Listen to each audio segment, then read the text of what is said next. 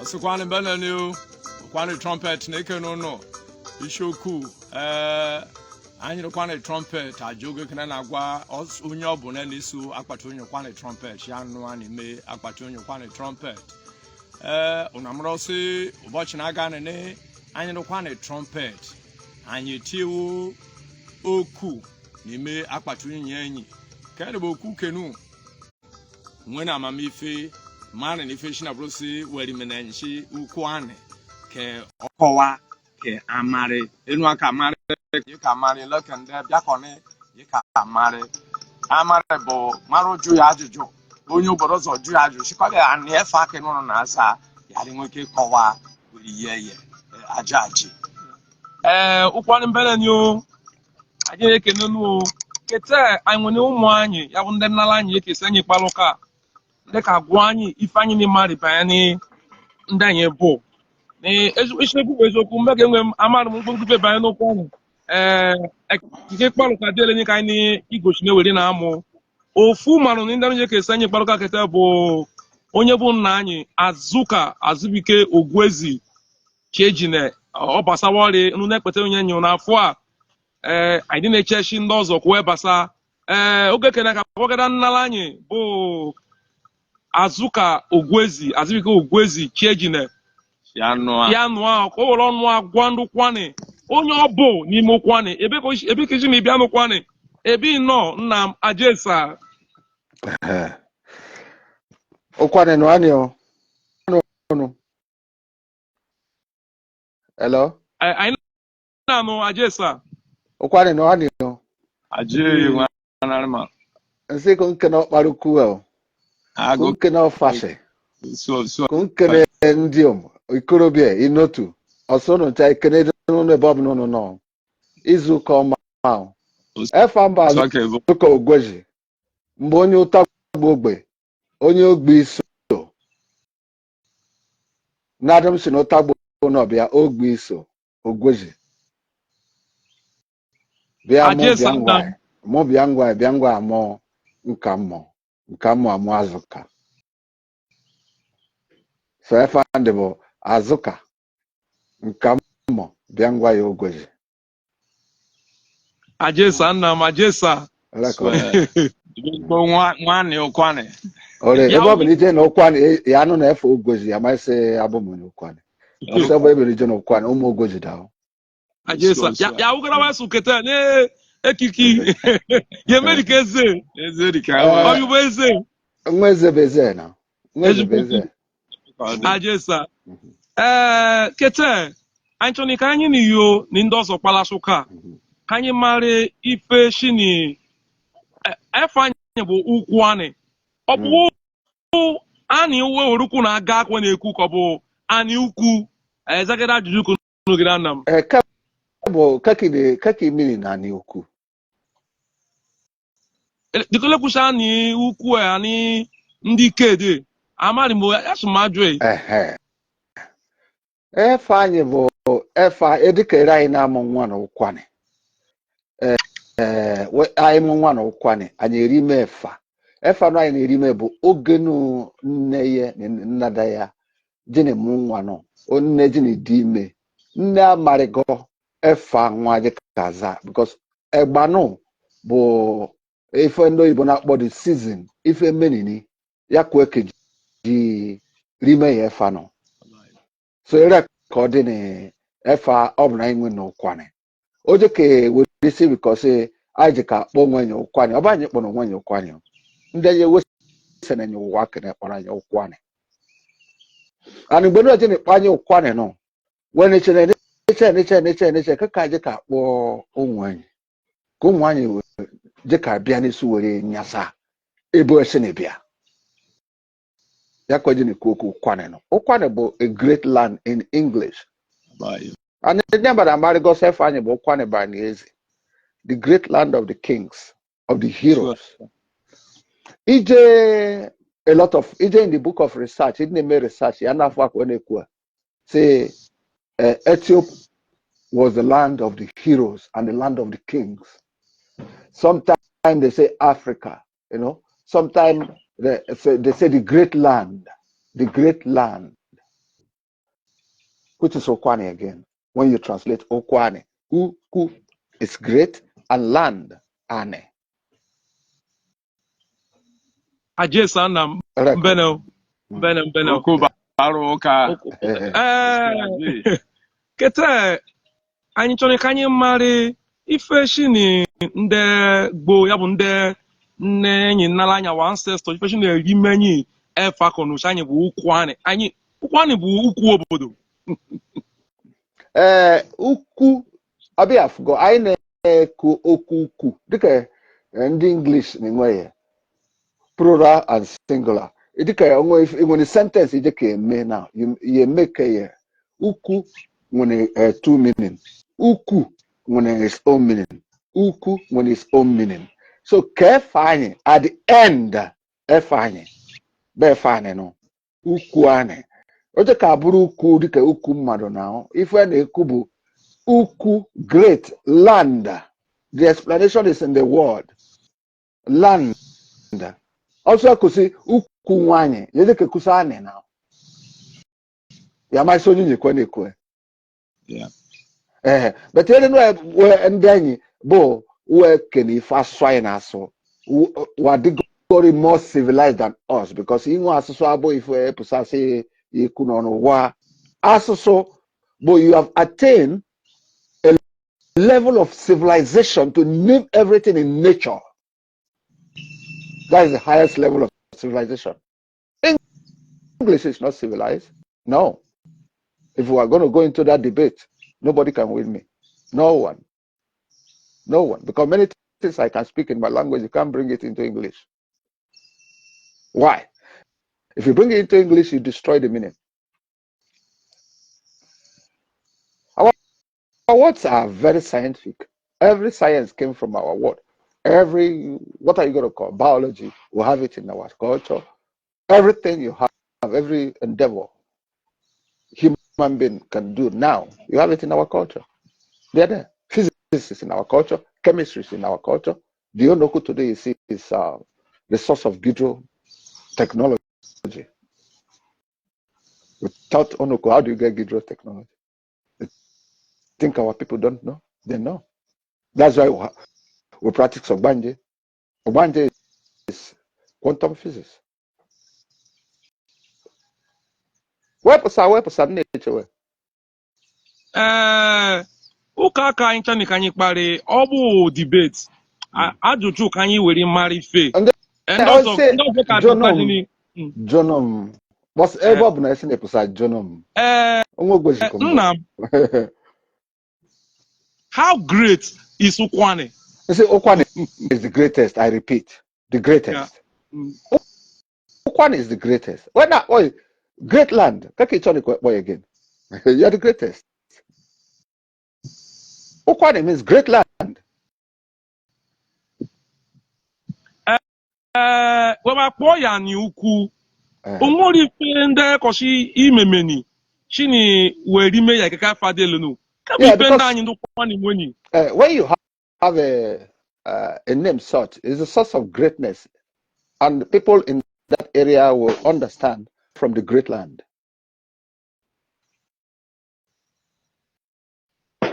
Not like Roman Empire or what they call it, or this Byzantine Empire and what they call it, Benin Empire. These are no.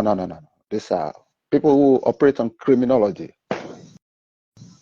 During our own existence, we operate on real black excellence. That's excellent in everything. Everything was done in nature. The smallest toy we had was just this plane flying now. We had it before. People would think this first time plane came, all this Wi-Fi, all this. No. Nothing is new in the face of the planet. Nothing is new in the face of the planet. Everything is of old. Liar. We have many things there that if I wouldn't say them here, of course, but we need to grow to know the value of who we are first. Because once you know who you are, then you can reap out of the values in you. Everything is in you. Everything is in you. You are sitting down. You're worth more than 400 billion. You, each and every one of you, black man. But you don't know. These are values. You take the sun every day, and today you're looking for solar to shine because it's the only way they can get light, and you get the light in you every day. Every day. And that's why you are what? Black. You are the greatest. You don't know. Your genetic goes around the world. You are the doggons. You are the doggons. But you don't even know. The white people came, they could not know how to name it, but when they're making documentary about you, they make documentary about you, about your culture, and how civilized you are. You're more civilized than them. That's why they came to study first, study us very well before they could be able to manipulate us. They studied, every one of them studied in Africa. Everyone. Yes. Can you na-asụkwa anyị ụwa ja na-anụ ife anyị na-ekwu? Ife na-ekwu bụ eziokwu n'aka mgburuke. Ife si na-ekwu Igbo ndị dị mmadụ na-ekwusi ka ọ na-ekwu. Ife na-ekwu bụ eziokwu. Obodo Igbo kwuru na adịghị na-ezo onwe m na onye na-ezo onwe na-apụsa n'ihe netwọk ụwa. Ife na-ekwu bụ eziokwu. Ịkụsi ife na-ekwu bụ adịghị correct. Ngwa kọ ka ị na-akọ ịkọnet a ka efu ebe ka ndị ji na-ede correct na ọ bụ sị iji ka no, this is not true. No, kọ ka ị dị ka ị ọ dịrị obodo unu ji na-ede mma ọ ji na-ede great karịkwanị. Ndị ekwu ka m na I have the facts there. There is no scientist in the world who will ever make any archaeological test will never talk about Onuku. I said it again. Onuku River. There are many rivers in the world. You know it's mysterious according to how people say it, but if you come into science, you get your full self-knowledge, then you see things the way I'm saying it. You don't see it the way I say. Yes, they say don't know because them and Agasego Obiam. Ego them and Aquarechara Nanona. Ono Okwane Baniese. Uderi Aquarechara Nanona. Oh, Emarongwe, yes now. Emarongwe was Osifed in a neighbor, or Sifed on neighbor. Or Sifed down. Recording. Or Sifed on neighbor, no. Ebeno, no, Sifed down. After the phone, they are really copper. Look at them. They don't know who they are. Or Saifi Nacho. I don't know. Or Sifi Nacho. Or Sifi Nacho. I'm also Umutu be the first place to weave a cotton on earth. Umutu, enough. They were the first people who produced the white cotton. Nobody can refute that. Umutu. And if in China, civilization started from Africa when Ekwabu Egypt. Civilization started in West Africa. And we could see West Africa, every country in Nigeria. You cannot prove any other place where there is millennium era in the whole of that Africa till now. But I now. Jeff archaeology test. Yafua is the most oldest inhabitant area. That shows that you're the oldest. So these are facts. If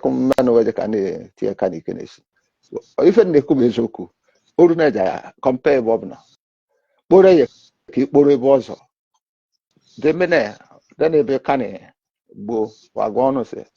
Even the creation of words. My father is a scientist. The creation of words, the way it comes, people can never imagine it. My father had it. Nadam. It's written before even 1960, before the independence. I have the book. So many things, all this information, not until it gets to at least 40-50% of Ndokwane, before you start seeing the manifestation of our greatness. See? Because when I speak, I don't like people believing me. I want you to make research so that if I'm making mistakes, you correct me. Over there. I said, don't believe me. Make research. Make research. Ajendo Kwane, in there of according to the history, world history, I said the oldest people in the world are the Dogon, and they have their particular culture, unique. Ijeja make research. Who are these Dogons? What are their culture? They are continuing to chop. They are for so na kweworo. When they tell you, when they bojo. Sorry. So if culture is about culture on the Dogon, so I know where about food. But if I want to about Dogon, because where the town in many what they call Mali, what they call Senegal, the Dog very small tribe, group of people. So we are created if you can so only for job. So we go to a forzo. We bozo na kweworo on Nigeria kare ani okwanyo. We bozo mekune. Kabe kweworo. Kweworo to remove the bad omen in the city in the night while people are sleeping. Me ja kweworo ngbe ndi gosh. No be team no. Ebe no ijeni okwane trumpet. Building no banner no that building Oparuko goji the Oparuko goji oduma Oparuko goji oduma. That is the cousin brother to my grandfather. Yes, sonny Biangwai Boduma no. You no can we Jenny. Yes, sonny Biangwai mun come munazoka. The name posa never region no city ka pony mobetim on the branch Umoreke. Before you face the road to the express, when the building not about okay, Biangwaye, Ogojo Grazo, Bini to his house. That Obietimono is the owner, that is the creator of that village, is the uncle to my Ogoji himself. Ogoji, that is King Ogoji himself, who made that village. Obi Etim Ono. Etim Ono. A team gave birth to Iguara. That Iguara no naga idu. Jenny Janoaga ni mubuko basu mubuko no ebob no na no. Obi a team no. Ukwane, you are great. You are great. Jenny Jagona Kuko, you have to make research. Don't because if you go with Zulu no Sawencha, all this information, if I don't come overseas, I will be like you too. I don't know them. I'm not just coming overseas, it's to have an interest, then focus on getting research. Gradually, you're making it gradual. You pay money to go to museums. You pay money to travel, to see these things, to get the facts. So by the time you do it, you come out with a very good information, which is greater than any education they are going to give you anywhere. Because they don't put it into the school now. Those things don't come to the school. We will retain a because we're trying to keep our neighbor. And they already on your bone, we're not controlling the remote TV. Yeah, be feeling many kitan. I'm in Africa. I'm Nyanyebo. I marry Nyanyebo, don't change ka control any. But if I didn't marry her, or I say, no abuso, neighbor abuso, yes, no way can marry. Africa. But if you can not cuisine, that can you tear you? We'll all give away. I will go to 1 hour every day and make a research for yourself to know. Do not believe anything taught to you before or now. Make research. Be critical in thinking. Make research to know. Forget believing anything. Knowledge is the basic of life, not believing. No.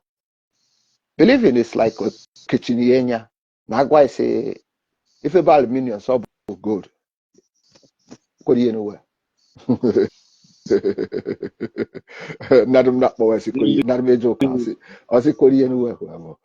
That is the true meaning. That is the true meaning of belief. Go to anywhere. Obviously, if I could go anywhere. Utagbono, Jen Utagbono, Eco Kunosi, Korean Wako, he used to say, Korean well, Wabiao, Sini Sapler, Wabraka. Utagbono was center. And you boys go, nobody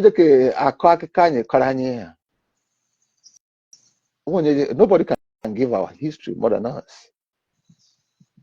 But for you to do that, you have to have self-knowledge. Obviously, I tell you, because when we Okwane trumpet here one day, you say Okwane Sinidubia. Negide, so Iba Manayana. In the end, you see, I've seen me cause in the area and email or Maronabo.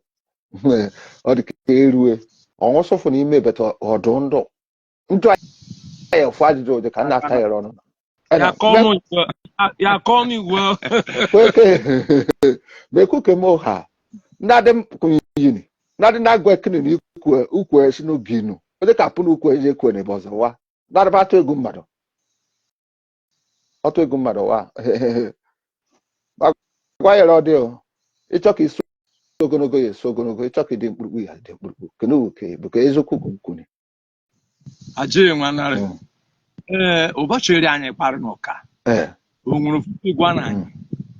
Ife ka ọsọ na anyị efe nene. N'ihi na anụ anyị amarịsị ụkwanị, ya bụ sofu otu ụkwanị dị n'Equatorial Guinea. Ụkwanị no dị n'Equatorial Guinea. Wee daa ya nke Luxweshi na ụkwanị jide kọgbo enwe n'obodo Ekawe n'ime Equatorial Guinea. When we for obodo dike that is area where no as a clown. Because what Otefugori Wejeni Jekyll. You can then see when not in Mali, Chad. They are doggons. If for their culture, if we find a man of quantity today, because if you kind of know, Yagosh and Simon for that culture, Yagosh and Simon for because then Madame actually question Saife meaning if a bo Obani me oku kwane kekanye na aso kwane na aso iromieye it's a scientific word I use the correct okwane they make expression. If you go into details in science, you have most of our okwane language in a different explanation in science, but he converted that science into our language. Something like that continue for I think they quite a trumpet continue. Say about I so owa. That be no work I be owa. But in that science be a book say the Big Bang. I say Big Bang. I say yes, there was something like an atom that got explode. Yeah, obviously. Nga the dictionary okwane kebo if ora 1 hour again I forgot the connection. But many people can say, oh no, the scientists are not correct. You need another explanation, except you are going to say somebody come from animal, which is not correct. So, and if we follow that same scientists of Big Bang, then we can connect to the Anunnaki or whatsoever the ancestral being. Okay, I don't want to talk about that because a lot of people have different opinion. Them by the way, if we any said diff, but catch up, Bible. Oh, quite no, I know. If I can inquire enough funny about yeah, bany bokwania. Aside from the kubo kwane cordio, I didn't the in Brazil cover. Wow, okwane no code. The Equatorial Guinea, no kwane koebo. They've stayed there for so much, maybe 300, 400 years. But we take a naso echi, yakusu abo no kwane na. We can in the enya studio. Na pushing the benepo. Let's go. If you can aso don't aso swan in the video. Oh yeah, forgot. Even to connect you. Because Omombia Nigeria now. If we can echo edu SB question America go so okwane kwale. One man fozo just okwane kwale. But oru kwale kwale no you will fa we ru kwale kwale no dey ba jumba do nebe madeto we mo so no ebe na do we sine kusa. So record. Or because send them but I be join any. Yes. Aje. Aje Sandam. Oge kene.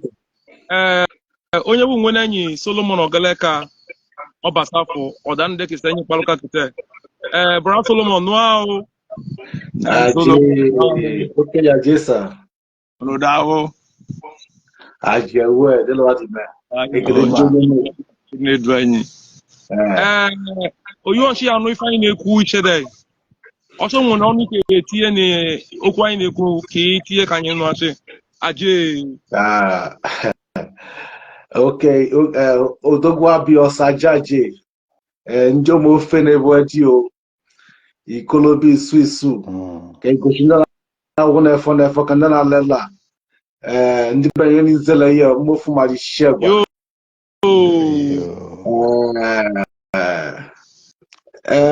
Nke ọnụ bụ shi na-eso n'ala anyị na akparuka ishi zuka ganiri nne ifo na-ekwu because elene fonu kenji na ba ga jikere obodo Igbo n'ọdịnihu nọ na osu na 14 kenji na ba ga so ele nọ aga agbamawo marishi elife disame ka ofu bụ egbata anyị ndị Igbo ndị wakpo ndị Igbo ya bụ ndị wakpo ndị Igbo n'oge kerede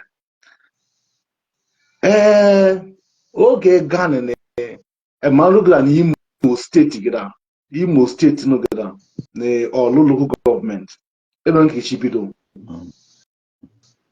enemu osifu ememe enemu kendo kwani eneme nation shike ka oshi ndani bi Igbo ndani bo kwani delo je yabo odu ko mana ko bo ko banyi na edisive ngwenyi so nkuku fayi na eme ku eme mandi biane mwana adna jeshu ka Enugu no ka Nkanu local government enemo mmanwụ webu eneshi mmanwụ anyị na-ebu ine mmanwụ nkuku amọsọ amọla kabala mmanwụ nkuku na anyị na-ebu no kakwan ine mmanwụ nkuku elodi ni oka Igbo sa mu aga na ba Igbo ka ọ dị ni mokwan when if akpa shi ka anyị na-akpọchi ọdị egwu ka akpa mmanwụ kan wepụ I think ndị obara kumeke mere ya eneme ya neshi kewe nsho gwasha onwere anyị ni mara da jeniga so adụm pụsa na ajụ ajụjụ shi dele anyị ndị jini keye gida because ọ na-efe menya ego ko shonya ju ebunsa so ife de gwanu mo se ifo ebunsa gwa mo bo se okuma ya gwanu mo ndi gwa ma ni wonya Anambra onya agolo ezigbo ya gwanu mo se okwane no na akpọ kwane se ejoku so so ja bo nwene o but ele politics ona refendeku Anyị na-anụ. Ele politics dey bia if I ndo Igbo kpọ ni divide and rule ya wose ni logic oshi onye lebo nyi Igbo onye lebo nyokwane dikele ele oke magidi kwen anyị bụ ndị Igbo dikoloku na n'oge oge Ghana anyị bụ ndị Igbo ị na-ekume ọkụzụ n'ime Anambra steeti ya amaghị onye ọkụzụ jụ n'obi arụkọ ide kwọta ọkụzụ jụ n'obi arụkọ n'aka mkpụrụkara eziokwu kineko ị na-ekume shi kawa kpọrọ ife gidi n'ọbụ ijeshi onwene enough me five nickel. Oh, ine kumasa. Odashi ni ale kushi. Aina macha aina bu ikenga. Aina kai. Anyị bụ ikenga na. Anyị nwere festival. Anyị na-ekwe. Ugwe wana ikenga. Efa waza ikenga. Okay, if onye push anyị na wabo ofu bụ anyị nwere 4 market days. Nkwọ, Orie, Afọ, Eke. The same 4 market days ka ndị Igbo nweshi. Ikucha anyị na wabo ofu de lọ DJ. Okay, iwere anyị ije ụka idu. Ụka idu. Idu enwe 4 market days. Na ụlọ bụ nọmi anyị na-edikọchi anyị nwere chọkọ anyị megbame. O nwetu ife gba na anyị n'uwe. But ife chi na-ebụrụ shi ikushi abụọ nye anyị na abụ ofu. Anyị kwekuchi agbanye na ndị South East o. But ndị South East bụ ndị Kwani. Ile ka ọ dị. Elebe ji na-egbochi ka eme na-egbo emachi ma jụọ ajụjụ igwe. Oge gboo, oge agha. Gbara ma mmanya n'oge ndị ahụ, ekobara nnukwu mmụọ n'oge ndị ahụ, oge agha. Ife mmiri bụ ife shi nke okene bụ anyị ndị uro. Because ye ke nwike je efa na aza efa shikọp efa ga-efa mmam na bụ ike chukwu na. Nọdụ ije uro bụ na akụshọpụ onye Igbo. Abụ ndị gboo. You understand? Chụwa ndị Igbo abụ ofu. Kọbi ejo ka Awụsa. Efa na ina aza efa shi chukwu na alụ. Chukwu efa chukwu kenu dawo. Ishi abụ onye ụka ụgwọ nwa abụ ofu. Nwoke ndị dikere kwụsị kọba elaji kọbụ ihe nwuchi. Because ụgwọ na wa mariwo. Ụgwọ isikewe wa mariwo shi iyu n'uwe ofu. Member weapon Midwest Igbos wa mariwo. Emeka bashina to Bendel Igbo wa mariwo. Emeka bashina to Delta Igbo wa mariwo. So he chukuchiki Igbo family inegbofu na-enwe na just for ọnụ nkịtị for politics. Ọbụne wa mọrọ shọs mụ ncha chinofu zọpụsa. Kachinu nkokwu oge agha bụ shi onwe ife mbenini. Ya mọrọ shi General Murtala Mohammed, the late General Murtala Mohammed, was in charge of destroying from Benin down to Asaba. Even in Benin, Bushi, Admiral Ka Benin, there were Guashi Abundi, True Abundi, where you know, two artists, but so many fellows, so many, Wagoshi Fawe. While me Gazo Oka, Urobo show Abundi Bo. She nay the Bilibo fool. Urobo the Gonwa Shishiro Biaroko. Na Unshin Derrible Igbo. So if 40 Buno people put a Mohammed, Bushoke destroy Shino Biaroko, because none of people. They joke Southeast. So thank God for us. Odebu emasho money that nakuseli bundo bodoso. Nakuseli no kwano. Nakuseli nodi anya sanche le bi no fu. Kebi menebo ka akpa bu makanunu emoro Daffy Daffy Joseph Daffy, yeah, Joseph Daffy. He was like a high chief. Okay, man. No biaroko. So, so let me say, bien. Boom, the with the central General Murtala Mohammed. Because la kushwa ani bundi. So, the hospitality was too much. If we lo chenu wa Jamaica ile la ile me, la chenu buso sangi buso sife. Show the one all the Juno. But in there, Urubano show no Buntigona, tell on Angunani. La Moshi Daffy, Abo, Bumuno Quani, Panabi couldn't. Shine Abraka. So, but the last time I sat up with money. Of Nebo Shine Biabia, Boka, Okaita Braka Urubu. So, iya de bu ya ya no chenya ele kusha bu I chief no simo ya de ya sevule no gara no she ajabi so iya shile she Murtala Muhammad din gari ga je uka saba je abu na mari fe pon asaba masaka no gara obu na no ke bi na no bia ko eji because the na short and chabo ofu ajaje si fecha ine kwesa bo oge ine kumoge wole kuku Biafra bu Nnamdi Kanu ne kuku ajo ko agitation for Biafra no ge delta what did he go say John Kawu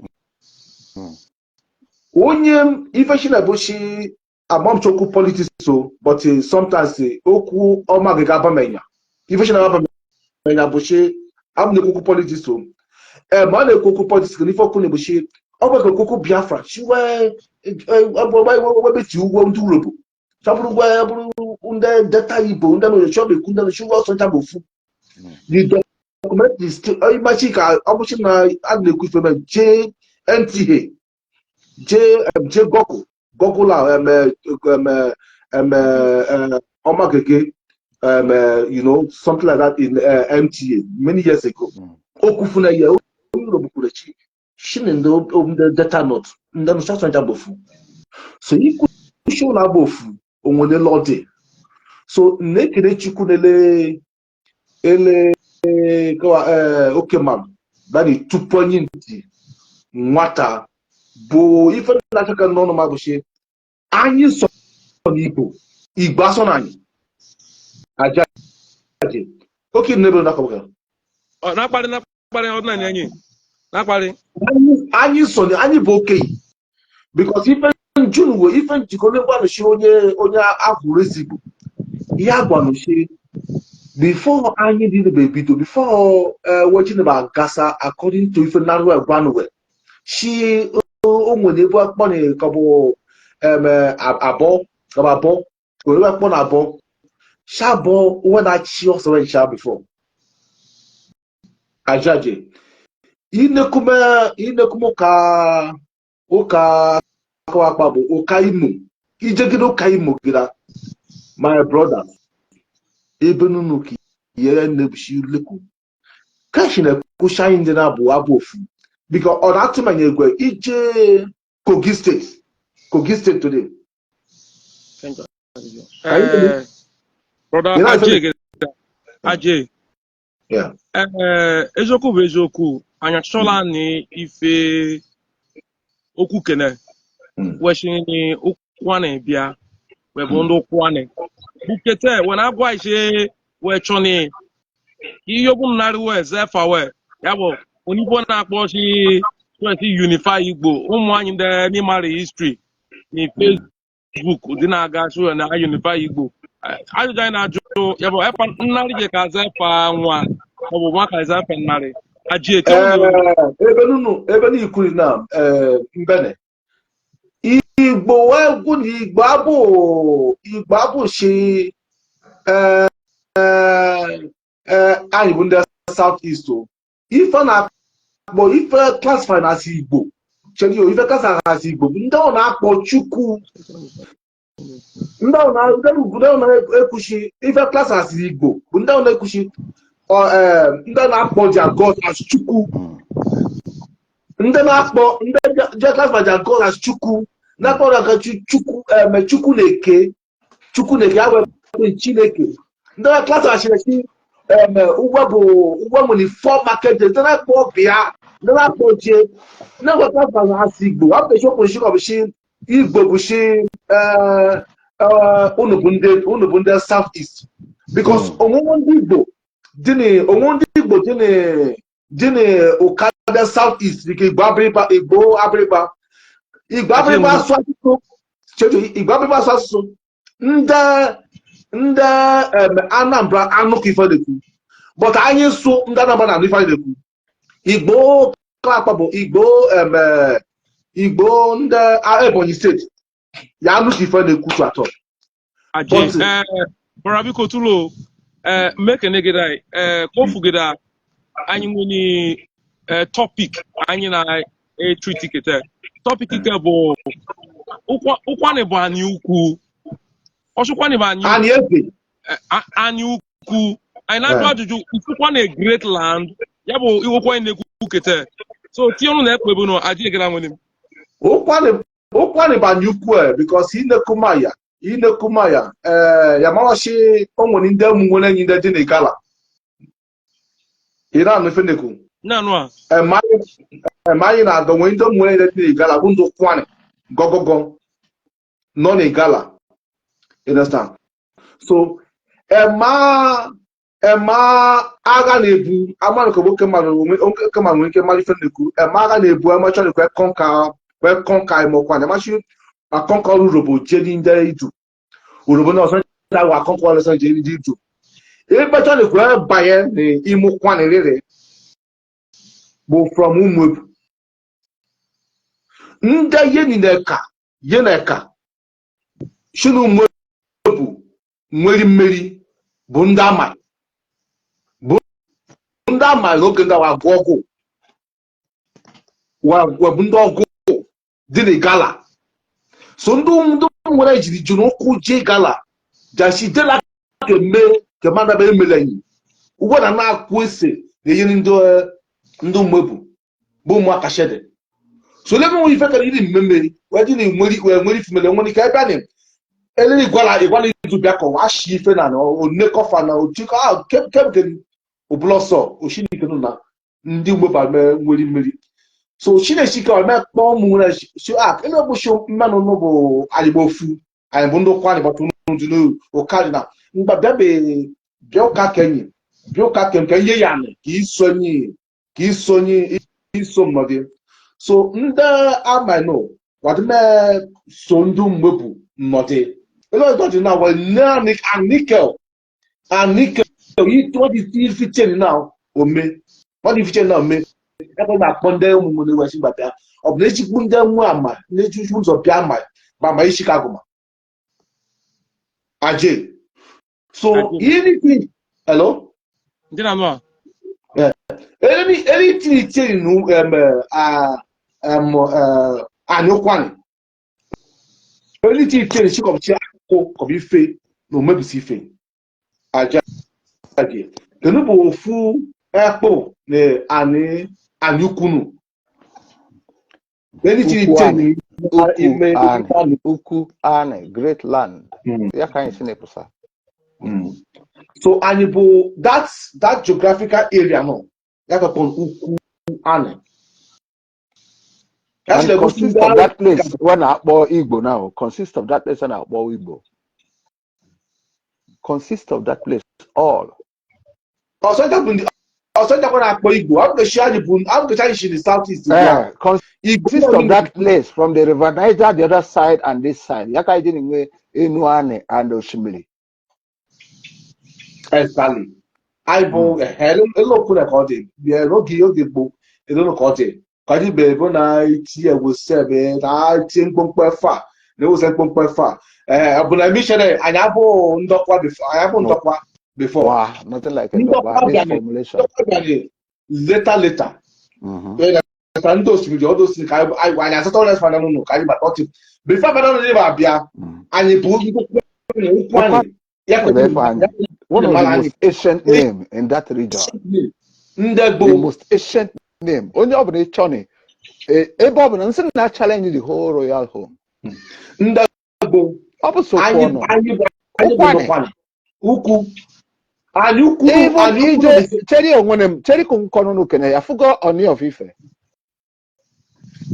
He made a statement or say the oldest people in the face of this planet would discover wealth are the Igbos. Listen. He said, but among them, there is a special clan that is the oldest, that they should trace it out because they know a word from them. Aje. Okue no ijoku ikuli. Okue nde Yoruba achokwe kwese pipe. You understand?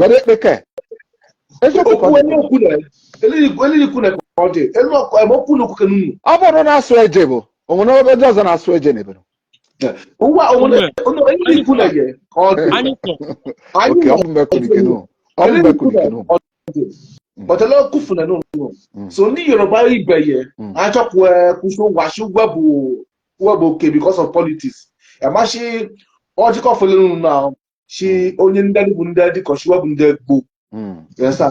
The government actually recognizing that. But kumkweba is in connect nebeno because you for ndi Yoruba nde Hausa ndozo nafuno. Ine yofuma wabo Yoruba, efa wabo Yoruba, efa wabo the Agongo group of people, because nothing like Yoruba before, nothing like that. This group of people were called Agongos. Then we were called then to the Dogons. But we were related a kind. Animal Dogons. Go and look at the Dogon culture. Then you have no part of the world when I call in their locality in the Mengere, Karo Kwane, especially Nigeria there. Is across the river? One marry for an aqua say. Mara.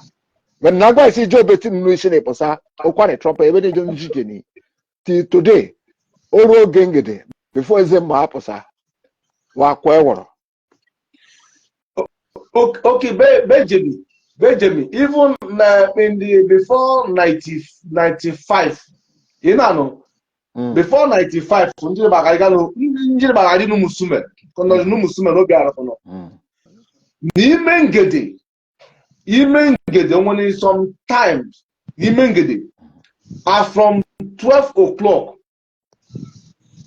Well, na di bido e maka na onye mara afọ a onye na-mara fụ aya ha ke no bu bunsa nuche oge gbo e maka no ndị nne enyi na ewori ife oyi na anyu mamre na edeme no mu no because we da fu e woro no enwe fe kuchi ko ga ni ngede e woro wa gwa we now so e woro na busa ni ngede o so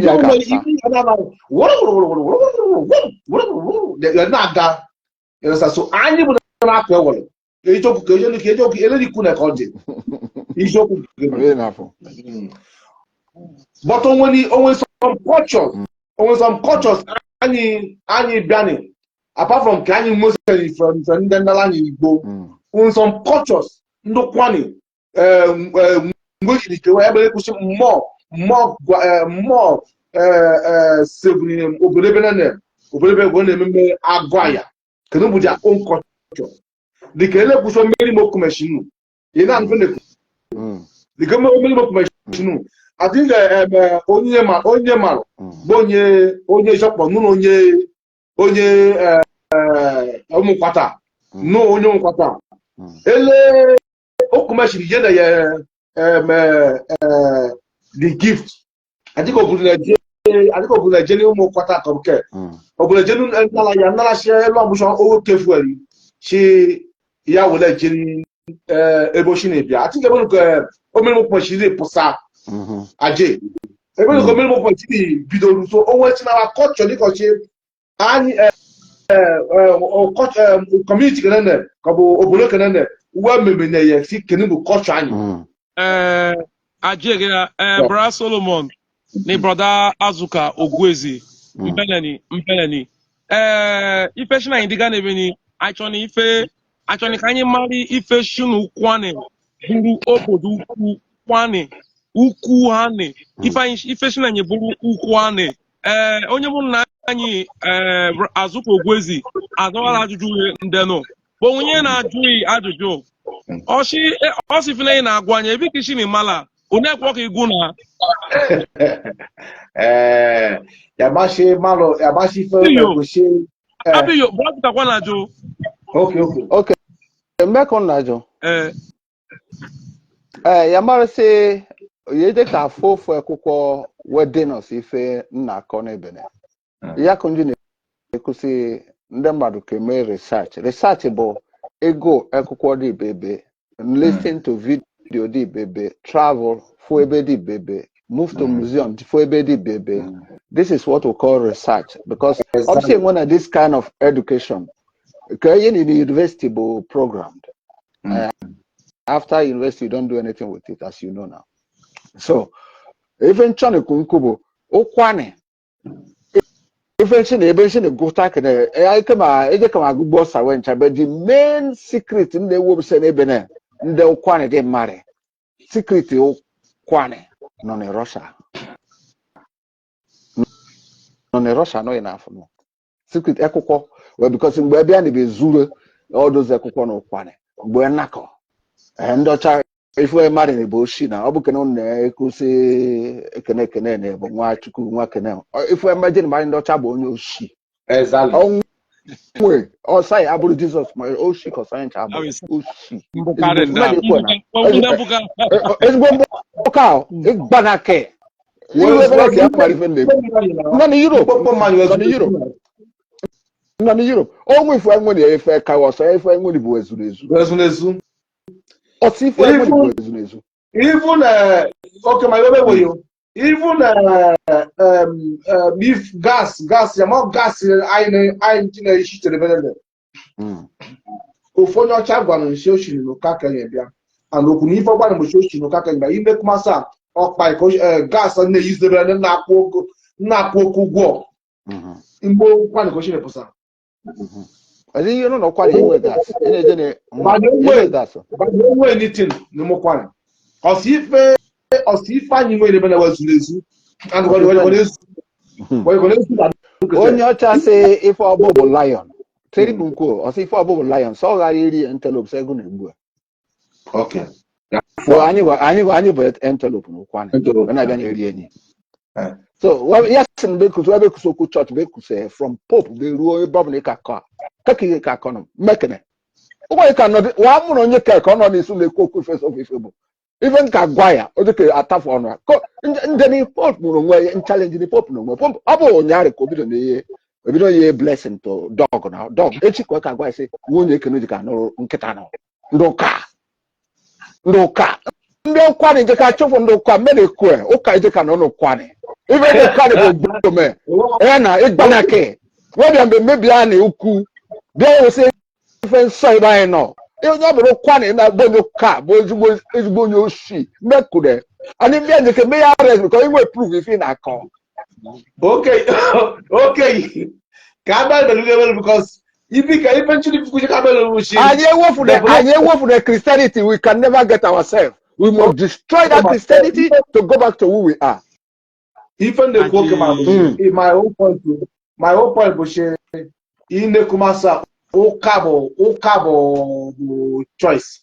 You know, oh, they say choice. They can say disease to the land as a choice. Come on, yeah, I actually became a choice. Then when I make the culture, choice, no, you will let the bombs or because you can't bring bomb choice to destroy the whole people. That is worse than atomic bomb. What they are having there as a church. You know how many people have died believing that Christ is coming to save them? It's like waiting for when they believe so for Christ, they will hang also. Arrest. No church will remain no quiet. All must leave. All must leave.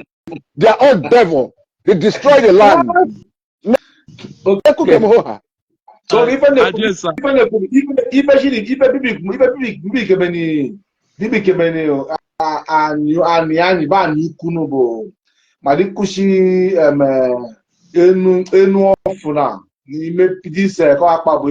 computer age because in the kuma oge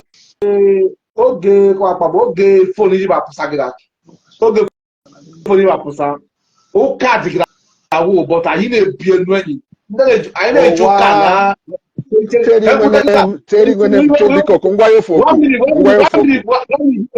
minute. And man, this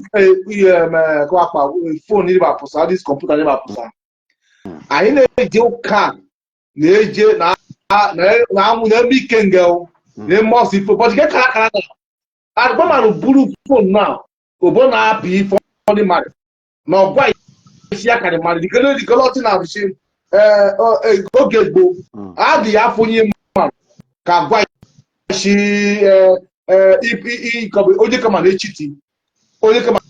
cheating no okwane bonye come and no jigari ke work better but kana na wa buy she when right now otelembo oge emu oyibo Owa. nnekuma Owa. Ekwerinem. Ekwerinem. Kungwa ifeshi nbekweni. Ife kena nekune bo odikasi tonike igbu mmadụ ya chọna ka ewansi igbu ya na ihe poison ngobere. The stage of the poison I know now when it may now, but the end, this era I know now, you will see it. Write it down because I've been preaching it for the past 7 years now. When we say time will come, you people would start denying Jesus in Nigeria. My immediate cousin sister, stop talking to me. Stop talking to me immediately. I forgot. Division. And this is true.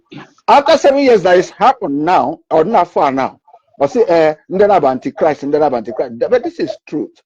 Madam Mario, was saying if I about Christianity. It did the history. It go to the history, You know, so when president today, when president of Nigeria today, the first people I will kill are the whole pastors. I'm saying it on television. I will kill all. These are the main devil. These are the main devil. Ukwani ba ani uku. But actually, kai male ni was uka bia ani ukwani. Good. You forgot May if kenune where the Anishina bought long time ago. Anyan war, the highest, longest lasting war is in Ashaka, in that Nigeria. No war has ever lasted like the war in Ashaka. They could not defeat us. Wabia Joshi, the other side. Bia defeat and the Yoruba, the Cotonou by the Bight of Benin there. They are subdued webe. Wasn't it? They are in the brain. Wasn't it? Be about top line in the 13th century now. There be a group of people with Portuguese information with ammunition. Yeah, question even the first church in that region was brought to that Oba Palace after they subdued us. If not before then, there was no church in Idu. There was no single church in Idu. And before this time, this Idu that we are practicing, we have fought the other war with another group of people, call them the Greek, who installed that Aruchuku. You hear to the Aruchuku. They bring a Star of David there. No. This is a Rothschild family. Which kind of Star of David? Rothschild family in Europe. They came invade there. They are the one who even bring the title of this Eze, where you are hearing Eze king. No, they sound like Eze king before. What they practice is the elders of Aruku. The oldest man. Yes. Every other title was brought by the colonial master. They colonize our language, they colonize our culture, they colonize everything. They take our that main culture out and give us Christianity in exchange so that we will never know who we are. So if we want to get who we are, we must remove Christianity. Okay, what are you telling me? You. And equal Christianity. In the Kuma, and the Shini, and then you couldn't bond the telling the Bini, telling all the Niger Delta. Aba in the Christianity. The in the Kuma in the what have you could the Christianity now? What have the Muslim in the now? What actually your culture? Tell you. I didn't get what you know. I just cannot you know.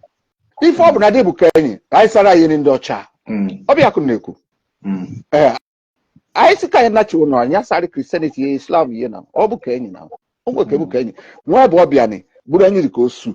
Islam came with slavery, Christianity came with slavery. But so how can somebody who come to invade my house share my room with me? What kind of peace?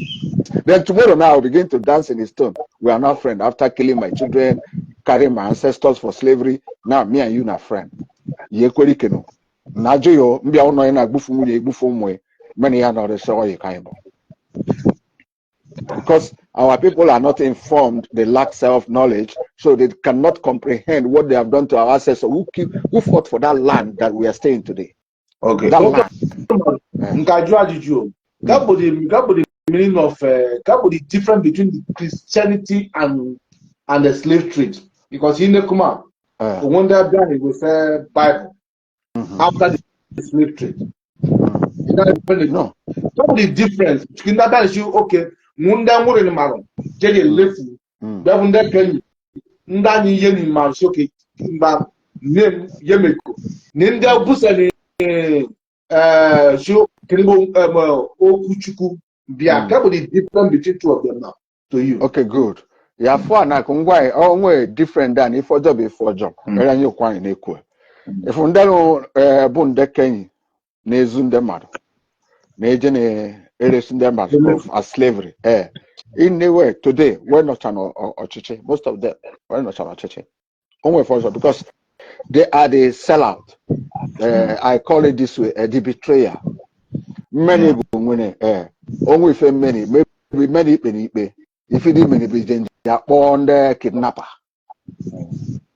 What kidnap we refu that time. Maybe I forgot. So then they take the decision refu there can you know. The main people Ichepiri, Urobo, Isoko, and then Biani the one at Bobini. Then because anybody when or the very rare bit on their own when before what they subdue some of our people. Will they go bribe which I will say, hey, if anything, I don't give you money, I just point out for me, we'll go kidnap her in the night. This is how they begin to do it. Then and then an amen, the draft of this plan is drafted by Roman Empire, Catholic Church today. They draft how they are going to do everything is in the video. I'm not saying anything now. Roman Catholic draft how they are going to sell you like goat, how you are going to be less than human. Everything is in video. Go to the Berlin conference, this thing, it's for video, YouTube. Even further than that one, you see everything. The worst atrocity committed by humanity on earth is Catholic. They destroy us. Muslims kill us, but Catholic kill us. Until today, did you know the worst part of it? I'm in Europe now traveling. I met some of them who have stolen most of this antiquaria in their house. The man say, antiquaria. I asked him, how much did you buy this? I didn't even have the guts to ask him that way. I told him, is it for sale? He said, yes. You want to buy it? I said, yes. Can you bring it for me to see? He said, then he brought it to the center, McDonald's. I told him, I'm interested. I said, but I want to know the name. How did you get it? He said, yeah, they got it from Africa, from Congo. That they got it through the Catholic priest. They paid them money. The Catholic priest convinced them in the village that the villagers will give it to me as devil to go and throw it away. Then the man will send it to Europe. I said, how much does it worth now? I say it's priceless, but if you are interested, from 200 million. From 200 million. Yeah, before Buno, we do need France now. We do need like Luxembourg. We do need Germany. I said, but what is he doing in your house? How do you enjoy keeping this? He said, do you know the energy in this? That the people who owns it, the energy guys, the village, but they don't know where they sell it out. I keep it for me. That I'm old, but I can still be. Anytime I see it, my energy increases. I say, that is the work. Finish. That is one thing Christianity will from many. Christianity makes sure that we don't speak our language. They make sure we don't speak our language, because if you lost your language, you lost connection within yourself and your ancestors. Yeah, good. Christianity, man. Catholic. I'm saying it on video. And every other Christian, Pentecostal sign now from criminals, but many my challenge, I didn't know UNESCO. Nobody can refute what I'm saying. Only pastor can sign Nigeria, prove anything on the preaching from that Bible. Everything is lie. Everything I've never. Well, with Nezoku out of your culture, attach there, they are tier, Burkan. So you could have a Bezoku. I say, or the people can have Bezoku, not Ronania. But it's your culture they stole, but you are very and we banake. May. Only have a half no car, no go. Only one no season no car. Why sorry, Koku, no car, what two eku, Nakamburke. Ejoku kikuni. Anyejoka. Okada we force nani. Where you tell nani? Because online you will look at they cannot colonize us, they cannot control us.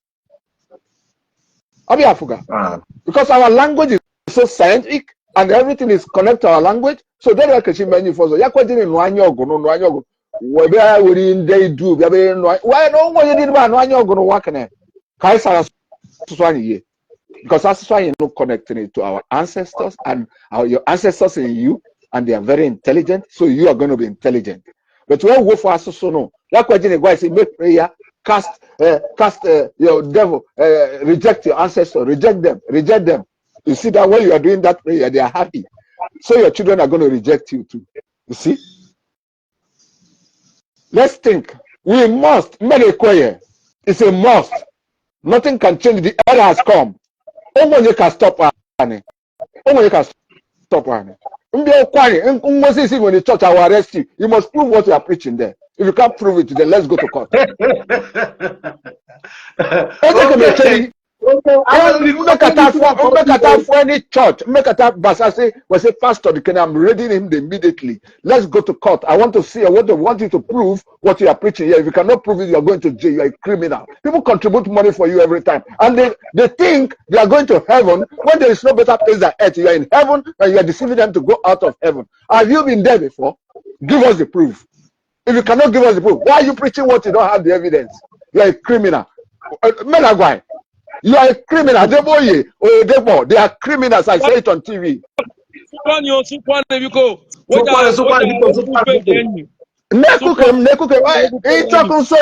Anytime. What I say here, I can say it to their face in their houses. No, butu gramata, butu mata. Amam bishina posabo. Velo de boche.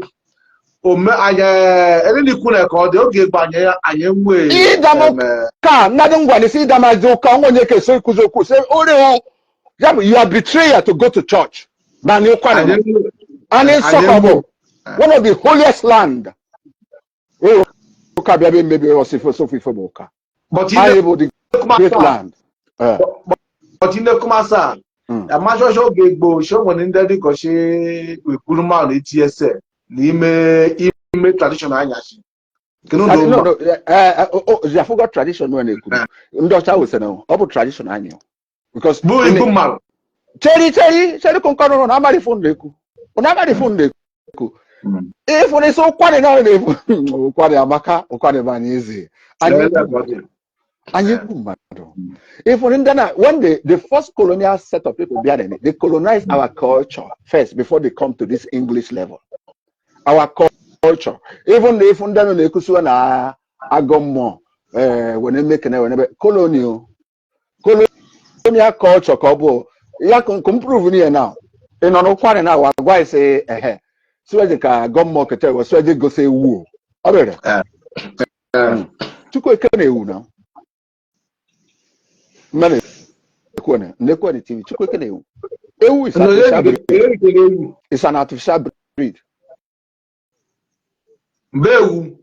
Yes, it's just that banta ni mugboko yegbu antelope yegbu ewu ofubot. But when I know now. I don't know, but I don't know, but what a minute to quit and I don't have anything else. I know. Awa and Ayakunda, our boko dao, our ono dao. Can I name no noboko no? If I were boko ya first saw the chenike or no. If I Koko ogo, therefore saw the chain of Koko ogo. A Koko no need no about Koko to cooking or hybrid. If you know, about if you book if you Holland it can. Maneko. They are all hybrid crossbreed. So they don't take a cooking on. Then he can say artificial animal to come and sacrifice for a natural being. Can artificial a chemical affinity assimilate with nature? Is no, not possible. Go science anyway you want to see it. Prove it to me. One man a video one day or say so boy on the carbon say yeah got cancer or so was say okay no more go and see coral up in a quarter and I can boom in good. If I go mekune. I say making and so if you go on with it, I go one even come in even no. on a mother, after a mojo when you know on the TV could not acquire cancer. I didn't cook him no. Mag on a mother the ben after a man for 8 years gone nudi or me. You see my sister in Nigeria and the Benu, yakene, ya stop really can, ya stop really can or 3 me within 3 months. Makune. I say Takaro is so good table. Eh, Mama G, my wife is a doctor, Emokenwana. Because even a yemo, beefing the colonial master was saying a yen rice, when a yen, where was it? Beans, where was it? Or if in a when I control it. So if in a when I control it, not until he has stopped idiots if in the no, he just keep it on control on way. You do now, vegetable. And you're quite when you read, what any for job? Because Vegetable. Vegetable will be any. Vegetable will be any. You have to go find when and you're all these fruits, vegetable, nuts, a lot of things. Osunsu. Osunsu is the most expensive elderberry. You have to go in Europe. If for the small one like 20 grams for 50 euro, you can eat chuku. Osunsu. Ugo, yaje kafa, be kuseku ugo. So when you don't know the value of this, so don't even yad area now. Papa don't even on an area. If for another mango, madelivo, ekukwa papa where she egusi yeje ke kwori F papa kunyishi. Ekukwa papa. Where she efe yeje ke kwori edi mano. Because ani ekwane ono maro jo wonobo. Ani enwe cancer like ekanweze, ogbuocho. I can't go watch. So I agree for and there all those colonial masters was an if in the ancient day, these people from the great land are the strongest. They never connect with anything, eating meat or they fought them for more than 500 years. They could not defeat them from a city called Ishiaka. That's Ashaka. They fought the war, and that's why by the side you see Otagbogwe. What is Otagbogwe? Ota, the first people who initiated the arrow as at that time common era was living in this place. So they name it after the place they come. Was Ota Bogben. Ota Bogwe, that's arrow. Then you, by the city you get Ishiaka, most ancient. Then go to that Ishiaka. Then you go to the book of the Greeks when they are gods who they worship. Yafu Isoje Shakabi Sunebe. The gods of the Greeks, the one of their highest gods that came from the water. Now that is Sojenu. Isunebe. Now for Isuna. Then Ijasaka. You can do it. You can not go if you can. You can do the guy see Jasaka. Okwa the trumpet. Jajoe. Sikabo Jene. Where the guy so every question is here. Sinimiri. How much sinimiri? To happy yo.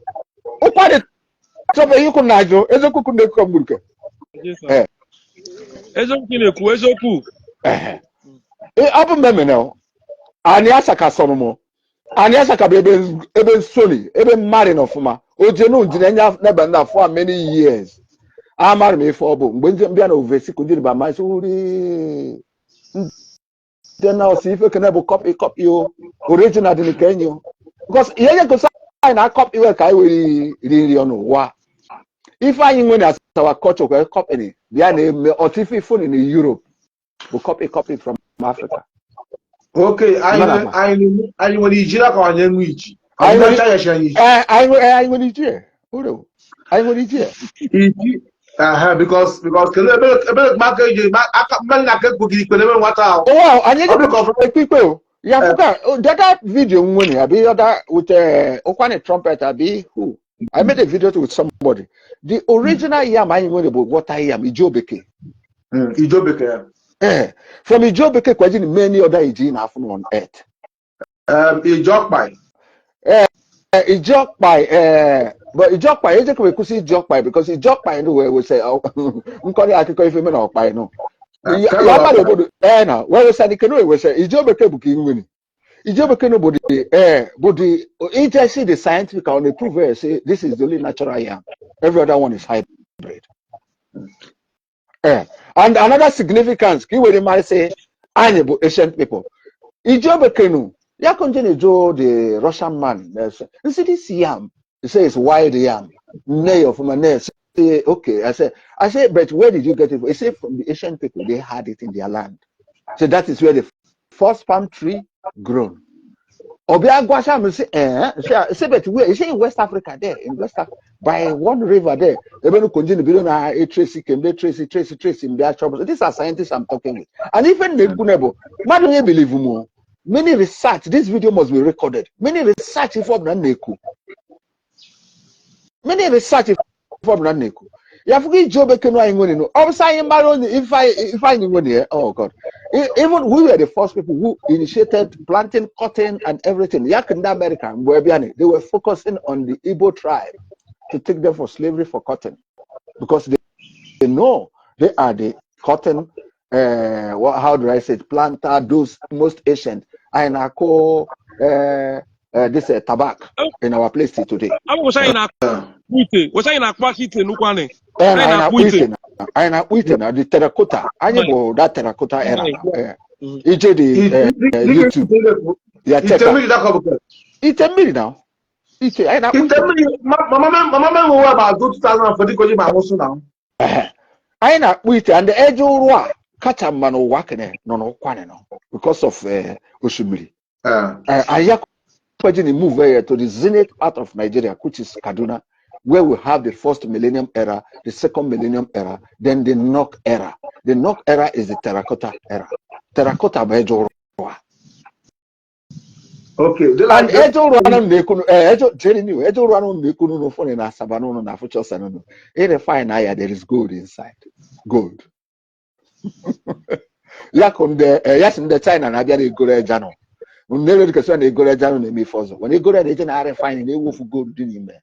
Because when they do a gun and when I say gold, or the child, small pieces or down. Because all the gold in the north, Ugu, is in the mountain. Don't forget. Ugu mountain.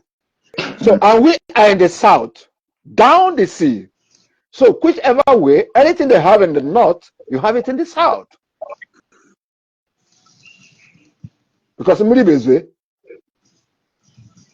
I'm not saying. Yafuga. Midibezwe, I'm not saying, Abi. If I'm not doing it, I'm not going to I will record it. So, if you dig down deep our place, you have gold, you have all things you can see in the north in our place.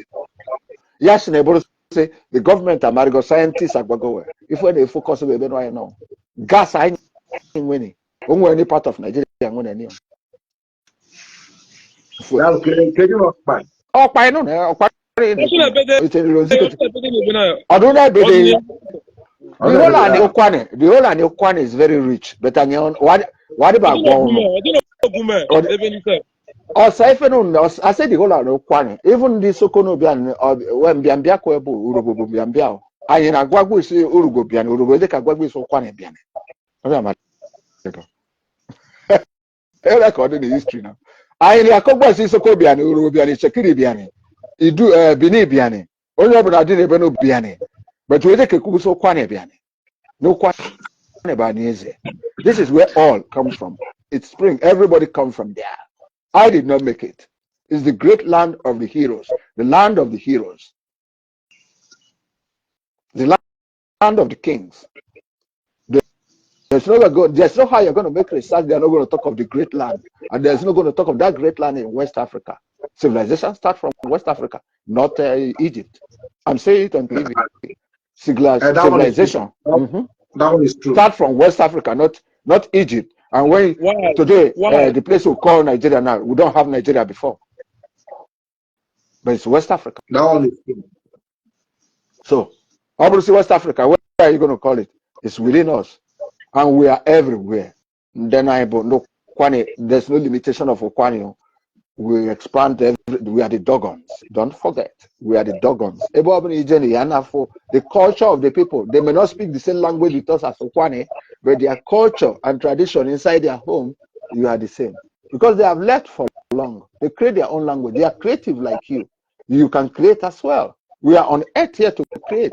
Like somebody tell me, sir, I want to ask you, you said you don't believe in Jesus Christ. Okay, who created the world? I said, who told you the world was created? They say, eh? I said, who told you the world was created? He said, but according to the Bible, God created the world. I said, where was he when he was creating the world? Why are you making yourself confusion? How can natural thing be created? Energy cannot be created according to my own findings. Where can you create an energy? I'm not going in the full information. I can challenge anybody. Ikushi wuketa jamu abo onyebi abo nda mmadụ anyị gọtani n'oge gboo. Dela chine pusa, but the natural akobuke. Wow, ikushi ndị mmụọ na go, you know, in oge gboo if I remember we keep the image of our ancestors to reverence to them. We reverence to our ancestors. Okwu nwere enyi efa ya bụ Conrad Okpor ojisere enyi 20 star ya bụ oje na support this program. Okay. Nna mbena gida ni 20 star isere enyi. Mbena aje. So how do you do? I na-akpọ Chukwu Chineshi mbido.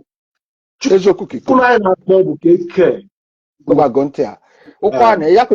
Everything is in our language from beginning. So if it in the now, come download there for you now. Simple. It's about Chukwu. Okay, good. No kwane I see Chukwu nadanye no ni go. Ngwa stop nebeno. Kabo igwe no kwane meaning translate in English. Igwe. Bicycle. Bicycle. Iron, not bicycle. Bicycle is a formulation of iron to bicycle. Iron. Iron. I see Chukwu nadanye no ni igwe ka na akpọ obere. Iron bụ igwe. Okay, good. We can say iron no working. Or working my iron bụ ife ji na igwe. Without iron. Iron itself is igwe. Then if iron question be bicycle. Bicycle in general if ọ bụ na iron many ka anyị na-akpọ igwe. Summarize language. So but even na jonobo every ka isi na-enwe iron. Ọ bụ imani. Imani. Ngwa go into nadi anyị mụrụ ni nwụsọ na 10 generation ebi ko enyi niwe. Wadi ni mani. So ekpere anyị bụ ke. Chukwu nadi anyị nọ n'enu igwe. Ọ bụ kene n'enu ụwa. All resources are on the ground. All power is on the ground. Inside the ground. Okay. Your language is buried there. Okay. Can you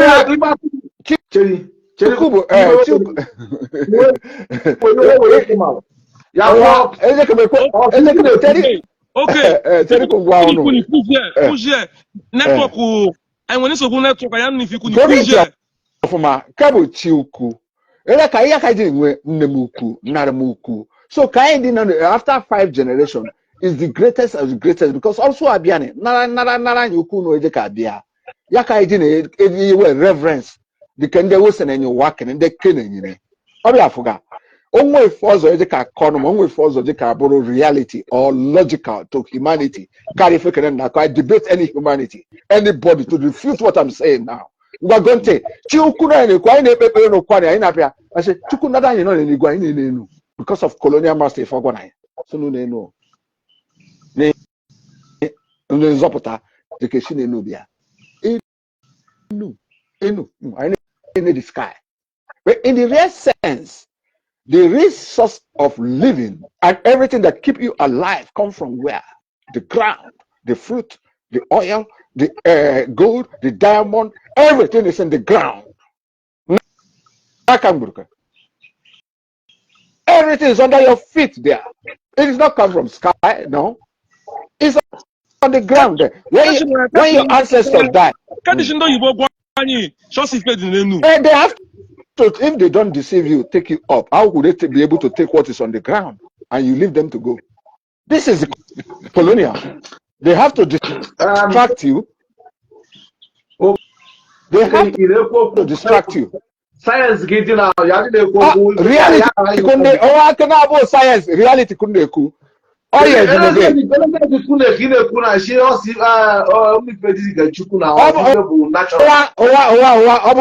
you see, Chiuku down. But Chiuku and the Kukoye, Abuke, Okwane, Ekuni. Because he will Chiuku, Kendo, Chane Kubo, God, capital God, God. Then I didn't want to make research, and I told us the interest of Wondana Ochukubu, gold, oil, diamond. Yabo God now. Gold, oil, diamond. Abbreviation. Yes. Okay. Cherry. Bamwemo. If they could, when they prove, you will prove if they could. Couldn't get evidence if they could. Ndo Chad in Africa, Kakwana. When I show, it's not just to colonize us. When I show, if people colonize any, gold, oil, diamond. If we fight on our need, they don't need you. Neku come home. No, you're not going to say good. Someone you can pass even the cool telephone on a TV, refuse to with a good reason, except religious belief. Even they could be fat now. White man came into Africa for exploitation of three things: gold, oil, diamond. Then give you a name, God, to worship on sky that does not exist. Your real God is under the ground, who gave you the food, who gave you the water, who gave you everything, your fruit, everything come from the ground. Without the somebody created the ground now. That energy cannot be created. I refute that again. Can you create an energy?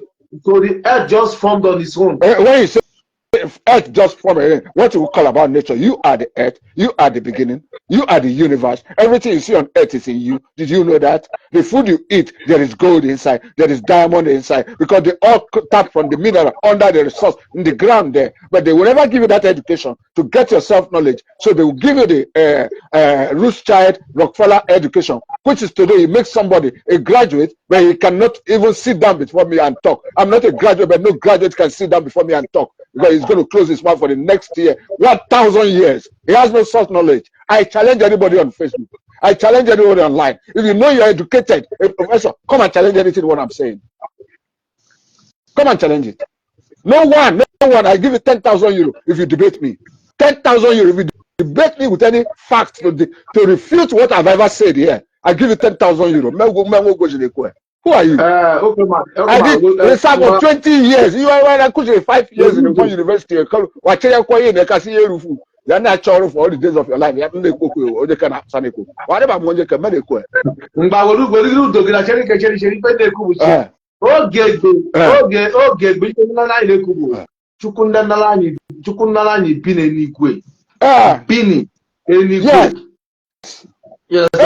See if you know sky, any go about sky.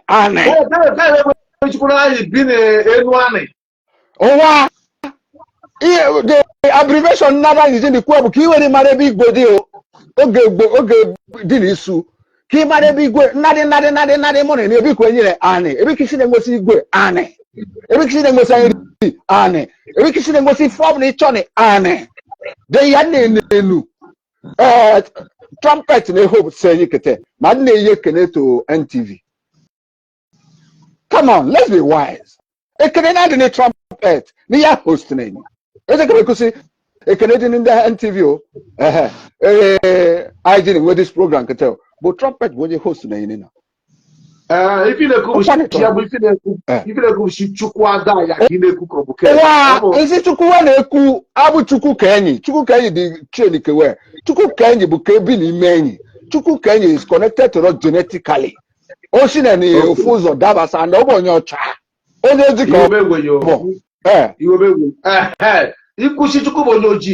No problem. And say Chukwu ne mean ebo. Nothing. I listen and you work and I did about Fuenya.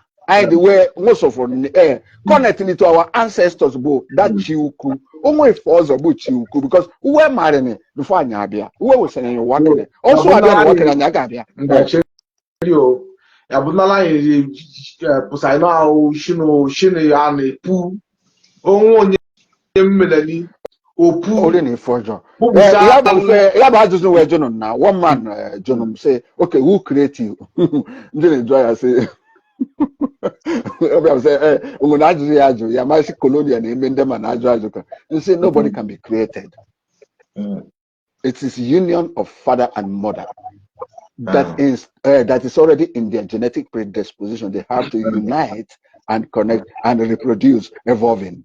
We're only just evolving from our ancestors. Ejenem school. I'm a dropout class 3, Matade Grammar School Asaka. University. Ejenem. I self-educate myself because I wanted to know and not to self-education now. Self-education. That's what I didn't go to any university. I self-educate myself because I want to know. I don't want to believe. Belief is where you have absence of knowledge. Anything that brings beliefs to you is like you don't know Kodi anywhere. But in so what? So you can be Kodi anywhere. Come chop sa if it is so. I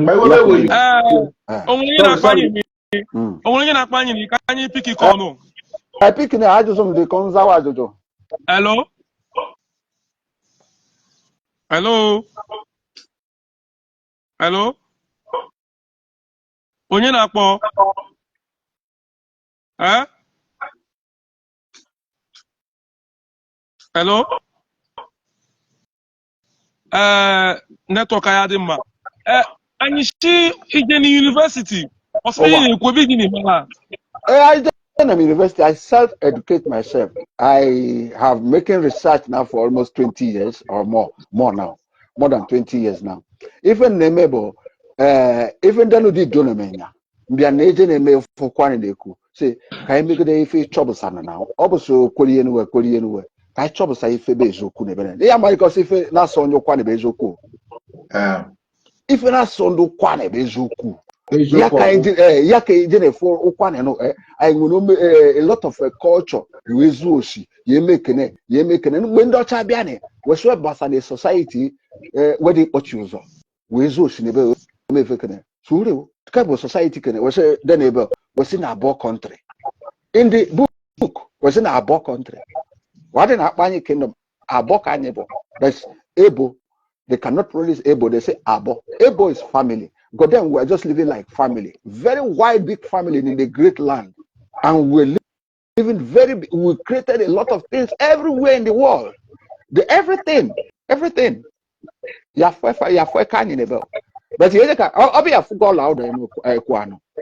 he brought back Liberia. Onya Shakadika. All of the Kwano. Go in history, which is of just 18th century. Where everybody go about allowed the Kwan Onya Shaka. Now, if he can be that great, look at it now. Allowed the history of him is still great today. If he can be that great at then, you can imagine how many great people who come from that land. Only I want to or go somewhere. They are go somewhere. So if you can name them.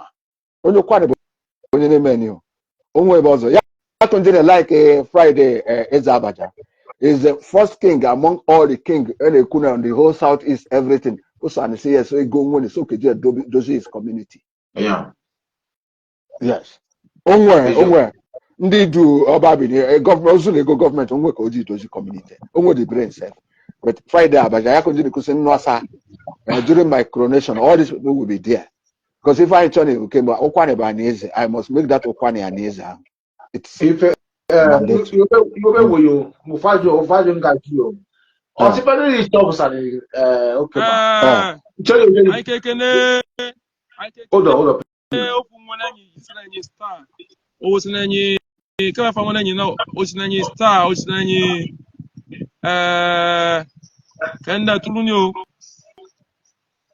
Okay, can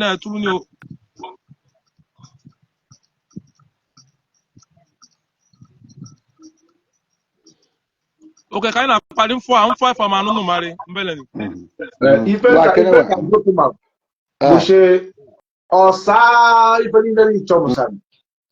Yeah, believe Holy Spirit. I don't believe. I don't talk about believing. Okay, yeah, Thomason is spirit. Spirit is imaginary now. Imaginary. Yes, imaginary. Okay. If you follow natural science, spirit does not exist.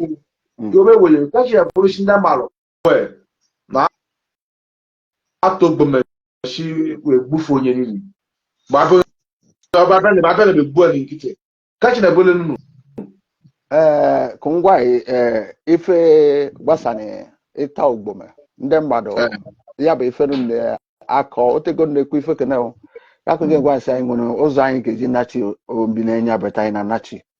Most people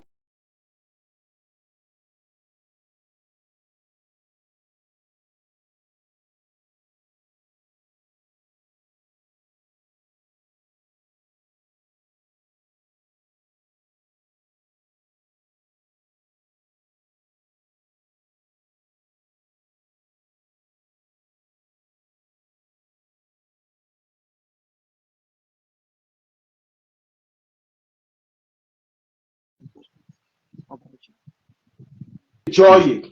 Only one the joy. My friend,